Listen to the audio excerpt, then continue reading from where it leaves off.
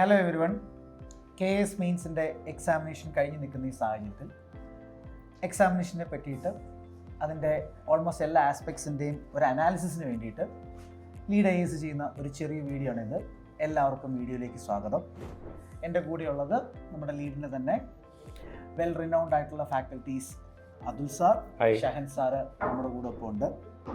അതുൽ സാറേ, ഈ എക്സാമിനേഷൻ കഴിഞ്ഞ ടൈമിൽ സാറിന് തോന്നിയ ആദ്യത്തെ ഒരു ഇമ്പൾസീവ് റെസ്പോൺസ് എന്താണ്?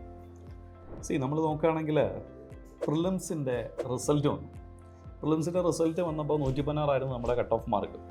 പക്ഷേ ആ ഒരു കട്ട് ഓഫ് മാർക്ക് അത്രയും ഹ്യൂജായിട്ട് വന്നപ്പോൾ പല ഇൻസ്റ്റിറ്റ്യൂട്ടുകളും പുറകിലോട്ട് പോകുന്നൊരു കാഴ്ചയാണ് നമ്മൾ കണ്ടത്. മീൻസ് ക്ലിയർ ചെയ്ത പിള്ളേർ എണ്ണം കുറഞ്ഞു പോയി. അതെ, ലീഡ് IAS എന്ന സ്ഥാപനം മാത്രമാണ് കുട്ടികൾക്ക് വേണ്ടിയിട്ട് ഇത്രയും ഒരു 250+ അവേഴ്സിൻ്റെ ലൈവ് ക്ലാസ് റൂം, നമ്മൾ അതുപോലെ തന്നെ പ്ലാൻ ചെയ്ത കാര്യങ്ങളിൽ പുറകോട്ട് പോയില്ല എന്ന് മാത്രമല്ല, നമ്മൾ ഒരുപാട് മുന്നോട്ട് പോയി.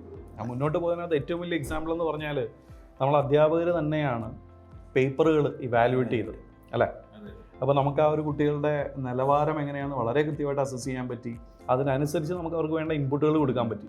അത് വളരെ പ്രോഗ്രസ് വളരെ എവിഡൻ്റ് ആണ്. ഒരു കുട്ടികളുടെ ആദ്യം എഴുതിയ ആൻസറും അതുപോലെ ടുവേർഡ്സ് ദ എൻഡ് എക്സാമിനോട് ചേർന്ന് വന്ന സമയത്ത് അതെ ആൻസർ ഡ്രാസ്റ്റിക് ആയിട്ടുള്ള ഒരു ചേഞ്ച് ആണ് നമുക്ക് അതിൻ്റെ ആ ഒരു കൺക്ലൂഷൻ നമുക്ക് പറയാൻ പറ്റുന്നത് അവർ എക്സാം കഴിഞ്ഞതിന് ശേഷം വിളിച്ച കോളിനകത്തായിരുന്നു. ആ ഒരു നമുക്കത് ഡിസ്കസ് ചെയ്യാം, നമുക്കത് കാണിക്കുകയും ചെയ്യാം. അതെ അതെ അതെ തീർച്ചയായിട്ടും അത് നമ്മൾ നോക്കുകയാണെങ്കിൽ ഇത്തവണ ഒരു എന്താ പറയുക റാങ്ക് മേക്കിംഗ് ഒരു ഡിസിസീവ് ഫാക്ടർ എന്ന് പറയുന്ന ജോഗ്രഫി എന്ന് പറഞ്ഞൊരു ക്വസ്റ്റ്യൻ കാസ്റ്റ് ലാൻഡ് ടോപ്പോഗ്രഫി ആയിരുന്നു. അത് നമുക്ക് ഒന്നുകിൽ UPSCക്ക് പ്രിപ്പയർ ചെയ്യുന്ന ആ ലെവലിൽ പ്രിപ്പയർ ചെയ്യുന്ന കുട്ടികൾ, അല്ലെങ്കിൽ ലീഡിൻ്റെ KS പ്രോഗ്രാം കൃത്യമായി അറ്റൻഡ് ചെയ്ത കുട്ടികൾ, അവരത് എഴുതിയിട്ടുണ്ടാവും. നമ്മൾ കാസ്റ്റ് ലാൻഡ് ടോപ്പോഗ്രഫി KSൻ്റെ മെയിൻസിന് ക്വസ്റ്റ്യനായി വന്നു. അതിന് മുമ്പ് ക്വസ്റ്റ്യനായിട്ട് വന്നത് നമ്മുടെ ലീഡിൻ്റെ ആൻസർ റൈറ്റിങ്ങിൽ തന്നെയാണ്, മെയിൻസ് ആൻസർ റൈറ്റിങ്ങിൽ വന്നത്. അതുപോലെ ഒരു ക്വസ്റ്റ്യൻ അല്ല, നമ്മൾ കൃത്യം എണ്ണം 17 ക്വസ്റ്റ്യൻസ് നമ്മുടെ ടെസ്റ്റ് സീരീസിൽ നിന്നും മാത്രം ഡയറക്റ്റ് ആയിട്ട് വന്നു എന്നുള്ളത് ശരിക്കും ഭയങ്കര ഒരു പ്രൈഡ് തരുന്ന ഒരു ഫാക്റ്റാണ്. അത് ടെസ്റ്റ് സീരീസിന്റെ പുറമെ ഇപ്പൊ ക്ലാസ്സിൽ കൂടിയാണെങ്കിൽ നമ്മൾ ഓരോരുത്തരും നടത്തിയിരിക്കുന്ന ക്ലാസ്സിലെ ഇന്ററാക്ഷൻസ്, നമ്മൾ സ്ട്രെസ് ചെയ്തിരിക്കുന്ന ആ ഒരു കീവേഡ് അപ്രോച്ച്, അതെല്ലാം ഡെഫിനറ്റ്ലി നമ്മുടെ സ്റ്റുഡൻസിന് ഒത്തിരി പോസിറ്റീവായിട്ട് മാറുമെന്നാണ് ഞാൻ ശരിക്കും പറഞ്ഞാൽ പ്രതീക്ഷിക്കുന്നത്. അവിടെ നമ്മുടെ കുട്ടികൾക്കുള്ള ഒരു അഡ്വാൻറ്റേജ് എന്താണെന്ന് പറഞ്ഞാൽ നമ്മൾ 2 രീതിയിൽ അവർ അപ്രോച്ച് എടുത്തിട്ടുണ്ടായിരുന്നു. ആ 2 രീതിയിൽ അപ്രോച്ച് എന്ന് പറഞ്ഞാൽ ഒന്ന് കീവേഡ് മാത്രം ഫോക്കസ് ചെയ്തിട്ട് ആൻസേഴ്സ് എഴുതുക, അതുപോലെ ഒന്ന് ഇലാബറേറ്റ് ചെയ്യാം. അതിന്റെ അഡ്വാൻറ്റേജ് വന്നത് ഇത്തവണത്തെ സ്പേസിങ്ങിലാണ്. അത് മാത്രമല്ല, പ്രധാനമായിട്ടും നമുക്ക് എക്സാക്ട്ലി പിൻ പോയിന്റ് ചെയ്യാൻ പറ്റിയെന്നുള്ള ക്വസ്റ്റ്യൻസ്. കാരണം സിലബസ് അത്രയും വാസ്റ്റ് ആണ്. അപ്പോൾ അത്രയും വാസ്റ്റ് ആയിട്ട് ഉള്ളൊരു സിലബസിൽ നമുക്ക് എന്ത് പഠിക്കണം എന്ന് എക്സാക്ട്ലി നമുക്ക് കൊടുക്കാൻ പറ്റി. ഇപ്പം SNT ആണെങ്കിൽ തന്നെ ഏറ്റവും കൂടുതൽ വെയിറ്റേജ് വരുന്ന ഒരു പോർഷനാണ് പേപ്പർ 2-ലാണെങ്കിലും.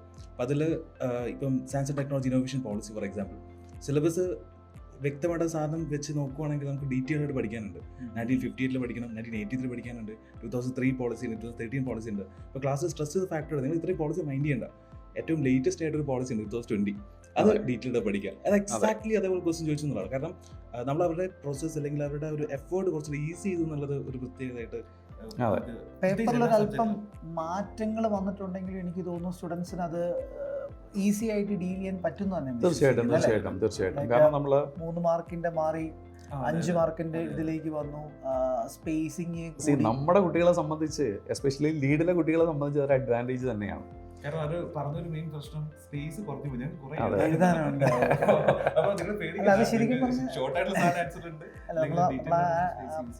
ശരിക്കും പറഞ്ഞു കഴിഞ്ഞാല് ഈ മോഡലിലെ ക്വസ്റ്റ്യൻസ് ഡിസേർവ് ചെയ്യുന്ന സ്പേസ് കഴിഞ്ഞ തവണ PSC കൊടുക്കേണ്ടതായിരുന്നു, ഇത്തവണയെങ്കിലും PSC കൊടുത്തു എന്നുള്ളത് എക്സാമിനേഷന്റെ തന്നെ മൊത്തത്തിലുള്ള ഒരു സ്റ്റാൻഡേർഡ് ഒരു സ്പേസ് ശരിക്കും പറഞ്ഞു കഴിഞ്ഞാൽ അത് തീർച്ചയായിട്ടും കൊടുക്കേണ്ടതായി. പിന്നെ നമ്മൾ പേപ്പർ വെയിറ്റേജ് നോക്കുകയാണെന്നുണ്ടെങ്കിൽ കഴിഞ്ഞ തവണത്തെ അതേ രീതിയിൽ തന്നെയാണ് പേപ്പർ വെയിറ്റേജ് വന്നിരിക്കുന്നത്. ഇപ്പൊ പേപ്പർ 1-ല് എന്താ പറയുന്നത്, ഏൻഷ്യന്റ് ആൻഡ് മോഡേണിന് കുറച്ച് കൂടുതൽ ചോദ്യങ്ങൾ ചോദിച്ചെങ്കിലും Kerala history and art and culture തന്നെയാണ് ഡോമിനേറ്റ് ചെയ്തത്.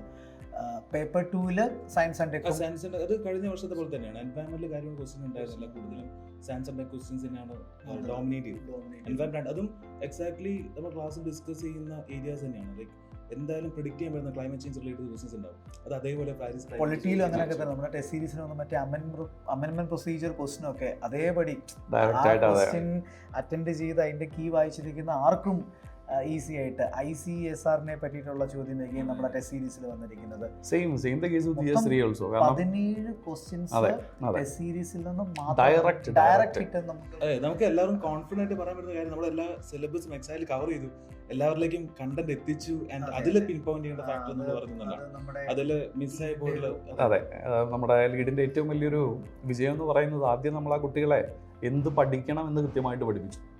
അതുപോലെ തന്നെ എങ്ങനെ എഴുതണമെന്ന് നമ്മൾ പഠിപ്പിച്ചു, അതെങ്ങനെ ഗെറ്റ് ഷോട്ട് ചെയ്ത് നല്ല ആൻസേഴ്സ് ആയിട്ട് പ്രസന്റ് ചെയ്യാമെന്ന് നമ്മൾ പഠിപ്പിച്ചു.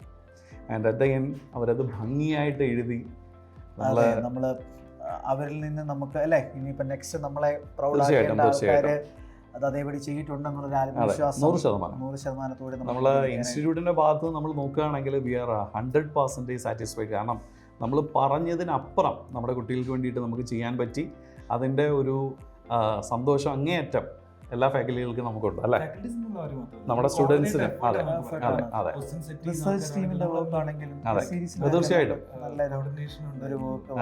റിസർച്ച് ടീമിന് വലിയൊരു എന്താ പറയാ അപ്ലോസ് തന്നെ കൊടുക്കണം. കാരണം അതെ സ്റ്റുഡൻസിന്റെ പാർട്ടിസിപ്പേഷനും അത്യാവശ്യം ആക്റ്റീവ് ആയിരുന്നു. നമ്മൾ ചോദ്യങ്ങൾ കൊടുക്കുമ്പോൾ അന്നേ ദിവസം തന്നെ 6 തൊട്ട് 8 വരെയുള്ള ക്ലാസ്സിന് ശേഷം അന്നേ ദിവസം തന്നെ ചോദ്യങ്ങൾ എഴുതി ഒരു രാത്രി 10-11 മണിയാകുമ്പോൾ ടെലിഗ്രാമിൽ അത് തൊട്ടടുത്ത ദിവസം തന്നെ നമ്മൾ ഇവാലുവേറ്റ് ചെയ്ത് അത് ചെയ്ത് കൊടുത്തില്ലെങ്കിൽ വീണ്ടും ക്ലാസ്സിലാണെങ്കിൽ സ്ട്രെങ്ത് ആണെങ്കിൽ കൺസിസ്റ്റന്റ് ആയിട്ട് എല്ലാവരും സ്റ്റുഡൻസിന്റെയും ഒരു പാർട്ടിസിപ്പേഷൻ നമ്മൾ ഇത്തവണ തീർച്ചയായിട്ടും പറയേണ്ടതായിട്ടുള്ള. അപ്പം നമ്മുടെ ഒരു മെയിൻസിൻ്റെ റിസൾട്ടും നമുക്ക് എനിക്ക് തോന്നുന്നു ഉടനെ തന്നെ നമുക്ക് പ്രതീക്ഷിക്കാനായിട്ട് സാധിക്കും. കാരണം ഫെബ്രുവരിയിൽ തന്നെ ഫൈനലിസ്റ്റ് ചെയ്തൊരു കമ്മിറ്റ്മെൻ്റ് ആണ്. ഒരു ഡിസംബർ ഒരു ഫെബ്രുവരിയിൽ ഫൈനൽ ലിസ്റ്റ് ഇറക്കണം എന്നുണ്ടെങ്കിൽ തീർച്ചയായിട്ടും ജനുവരി ഫെബ്രുവരിയോട് കൂടി PSC ഇന്റർവ്യൂ നടത്തണം. ഡിസംബർ ജനുവരി അതെ. അപ്പോൾ അതെ വെയിറ്റിംഗ് പീരീഡ് ഇല്ല. അപ്പോൾ നമുക്ക് നമ്മുടെ ഇന്റർവ്യൂ എന്നത്തേക്ക് സ്റ്റാർട്ട് ചെയ്യാം? നമുക്കൊരു നവംബർ എൻഡോട് കൂടിയിട്ട് തന്നെ നമുക്ക് റിസൾട്ട് എന്ന് വരുന്നു അതിൻ്റെ തൊട്ടടുത്ത ദിവസം നമ്മൾ ഇൻ്റർവ്യൂ പ്രോഗ്രാം സ്റ്റാർട്ട് ചെയ്തിരിക്കും. അതിനകത്ത് യാതൊരു മാറ്റവും ഇല്ല. പ്രിലിംസിന് പറഞ്ഞതുപോലെ മെയിൻസിന് സംഭവിച്ചതുപോലെ റിസൾട്ട് നമുക്ക് ഇൻ്റർവ്യൂവിനും ഉണ്ടാവും. തീർച്ചയായിട്ടും ഞങ്ങളുടെ ടീം പക്ക റെഡിയാണ്. അപ്പോൾ കൂടെ ഉണ്ടാവുമല്ലോ എല്ലാവരും. So thank you all.